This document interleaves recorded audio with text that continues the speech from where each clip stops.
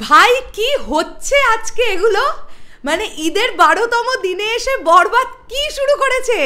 পয়লা বৈশাখের উইন্ডোটা যদি 4-5 দিন এইরকম যায়, তোমরা বুঝতে পারছো কি হতে চলেছে?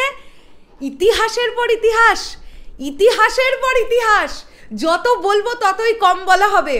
মাল্টিপ্লেক্সের পারফরমেন্স আমরা জানি, সিঙ্গেল স্ক্রিনের পারফরমেন্স জানো? কি চলছে চারিদিকে বরবাদ, কি চলছে? প্রতিটা শো হাউসফুল, প্রতিটা শো হাউসফুল। আমি এখন এই ভিডিওতে বেশি না, তোমাদেরকে 3-4টে সিনেমা হলের নাম বলবো। থ্যাংক ইউ আমার সাকিবিয়ান ভাইরা বোনেরা, যারা হোয়াটসঅ্যাপে, ফেসবুকে, মেসেঞ্জারে আমাদেরকে ফুটেজগুলো পাঠাচ্ছ, ভিডিওগুলো পাঠাচ্ছ, তোমাদের সকলকে অনেক ধন্যবাদ।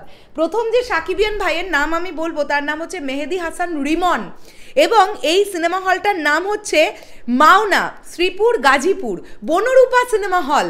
দেখো, জাস্ট তোমাদেরকে আমি ভিডিওটা দেখাতে চাই একটু। এটা কিন্তু আজকের ফুটেজ। হ্যাঁ, ওয়েট ওয়েট ওয়েট ওয়েট, আমি এই যে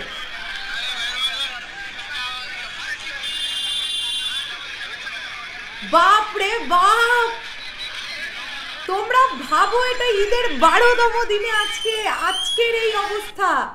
গাজীপুর মাওনা বনরূপা সিনেমা হলের চিত্র এটা।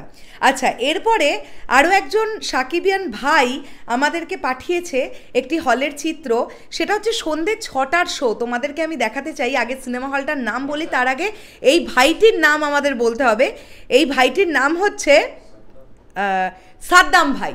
সাদ্দাম ভাই, thank you so much Saddam ভাই আমাদেরকে এই ফুটেজগুলো পাঠাবার জন্য। এই সিনেমা হলটার নাম হচ্ছে মাধবতী মমতা সিনেমা হল, সন্ধ্যে 6টার শো। আমি আগে কিছু ছবি দেখাই, তারপরে আমি তোমাদেরকে ভিডিও ফুটেজ দেখাচ্ছি।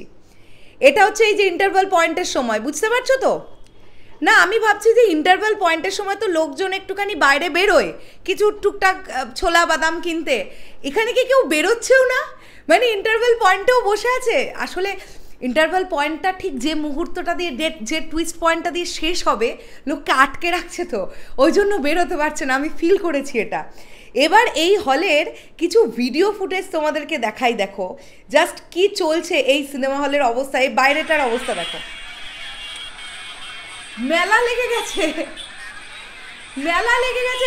আমি শুধু এটাই ভাবছি যে এই দর্শক প্রত্যেকে টিকিট পাচ্ছেন, এই যে দর্শক, এই যে এতজন দাঁড়িয়ে আছেন, এরা প্রত্যেকে টিকিট পাচ্ছেন নাকি পরবর্তী শো এর জন্য আবার অপেক্ষা করছেন?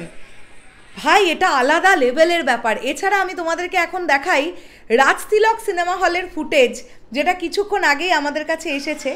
এই দেখো, এটা ফেসবুক লাইভ হচ্ছিল ভেতরে, পুরো packed up show, Rajtilak cinema hall, দেখতে পাচ্ছ? এবারে আমি তোমাদেরকে একই পরিস্থিতি বলতে চাই যেটা আমি দেখলাম যে রোমা সিনেমা হল গাইবান্ধা, একই সিচুয়েশন চলছে। আচ্ছা, 13 মিনিট আগে ডিরেক্টর মেহেদি হাসান হৃদয় তিনি একটি রিল ভিডিও শেয়ার করেছেন। লোকে দৌড়টা দেখো, এ বাবা সব দৌড় হচ্ছে, মানে ঢুকছে সিনেমা হলে এই অবস্থা ঈদের 12তম দিনে। ও বাপ রে, মাই গড, হই হই করতে করতে ঢুকছে সবাই বরবাদ দেখতে।